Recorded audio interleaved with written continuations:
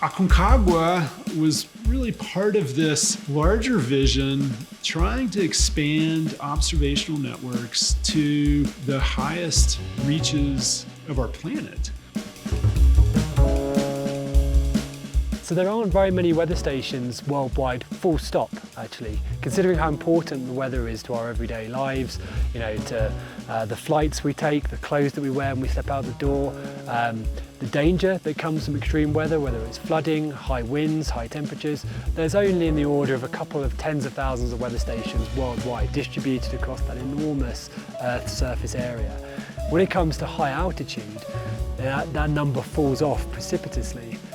That's a big motivation for this project, is to install a network of weather stations from base camp, Plaza de Mulas, all the way up to just below the summit. Working at the elevations that we did on Aconcagua, as high as 22,800 feet, requires quite a bit of physical preparation.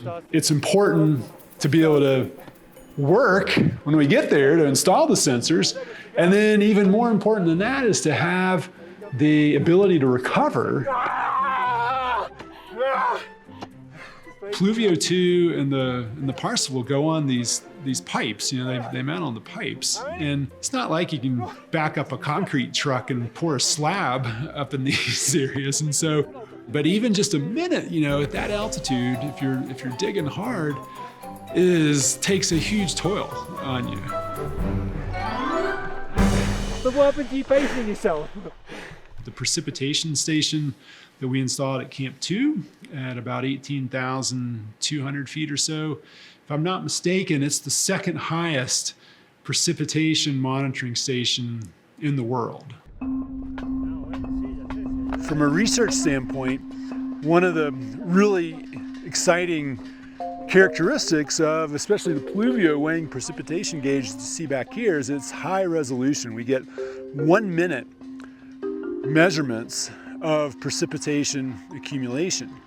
And in mountain regions, I mean, we're lucky to have just a handful of stations that measure precipitation at daily intervals, let alone, you know, maybe a few here and there that might have hourly measurements of precipitation. But again, that's not with the same quality that you see here with an AlterShield, double AlterShield to minimize wind effects, or with the accuracy that the Pluvio weighing precipitation gauge provides. All right, Pluvio is working. I wish I could see more Pluvios out there in networks, because the quality of precipitation observations, especially in some of these mountain locations, is not as, they're not as good as they can be.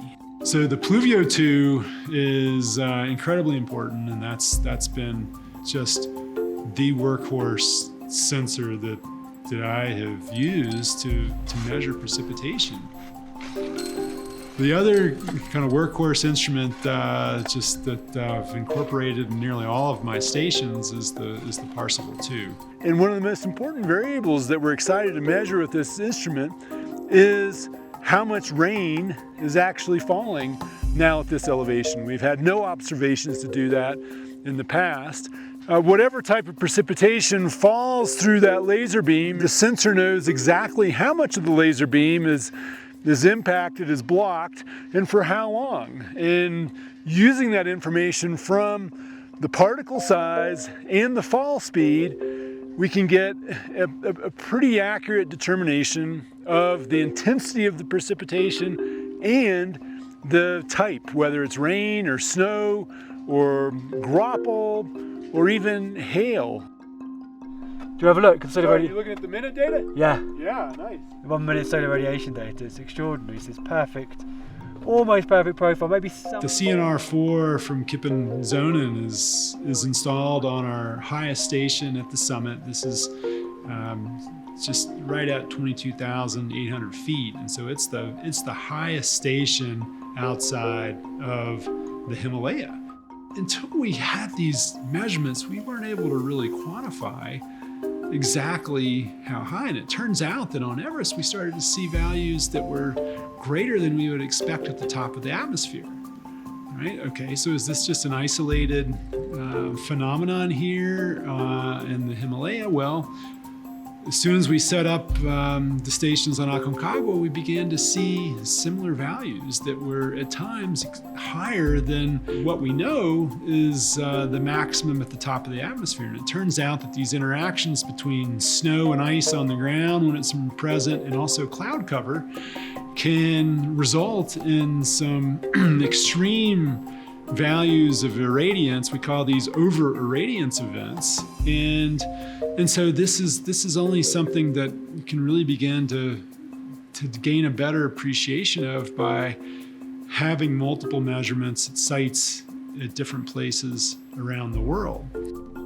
The SHM31 laser snow depth sensor, which I've only started using relatively recently, and we were able to take one to Aconcagua too. And it is a game changer as well. I mean, the millimeter scale accuracy that we see with it and just high reliability is pretty phenomenal. That's going to be an essential component of all my future stations.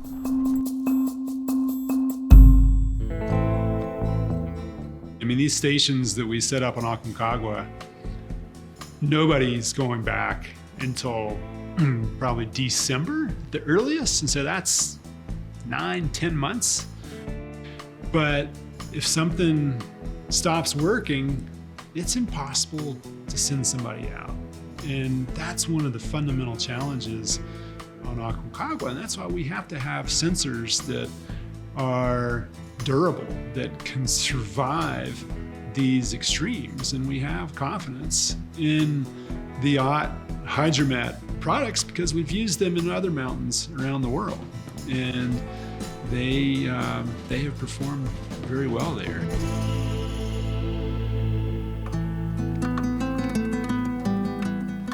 My name is Baker Perry. I'm a professor of climatology and also Nevada State climatologist here at the University of Nevada, Reno.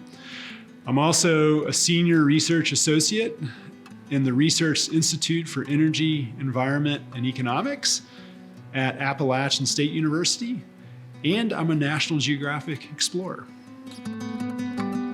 This part of the Andes in Argentina and also across the border in Chile has been in the midst of this just really devastating mega drought. We have huge gaps in our understanding of just the basic processes that enable the glaciers to exist and the snow to fall up here.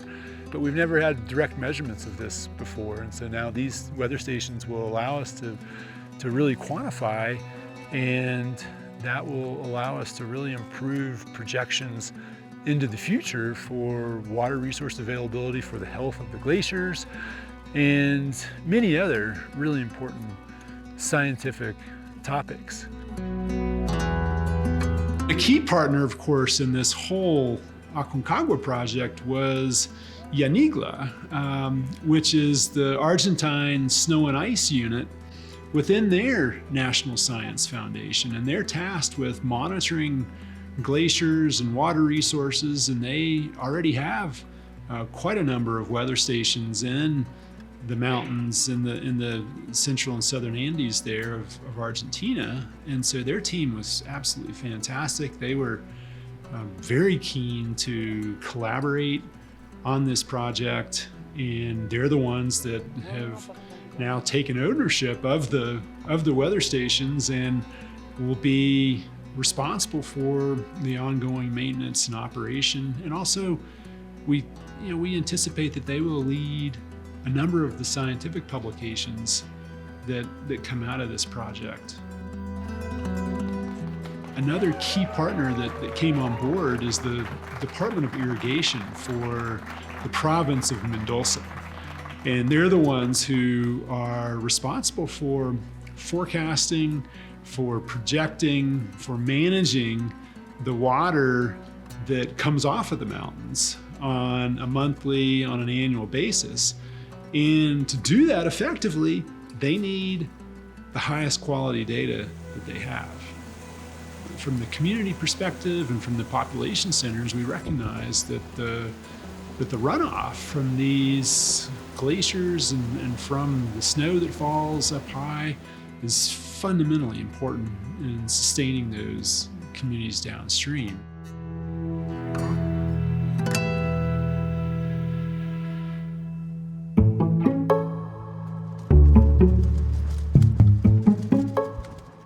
The main objective of the expedition, of course, was to get those observations from the highest point in the Andes and the highest point in the Americas and outside of high mountain Asia. If we can have a network on a mountain that is more than a single station, then it just really provides a much deeper understanding and awareness that opens the door for all kinds of scientific investigations, but also has really practical implications for the management of water. In Aconcagua, it's not just a single station that we installed, but we installed 5 of them. On a single mountain, that there's tremendous value in having that vertical gradient in the observations. But it's even more beneficial to then have a network of networks to be able to compare what we're seeing on Aconcagua with our network on Everest and our other stations that we've installed in Peru and Bolivia. You know, for me as a scientist, as an educator, as a storyteller, you know, as the work that I do, and I'm very excited to bring in PhD students that can continue some of this work. There'll be more opportunities to really maximize our research and scientific discovery from the Aconcagua stations and put that in a context, a broader context with these other networks that we've installed on Everest and that we're, you know, proposing and planning to install in some other locations too.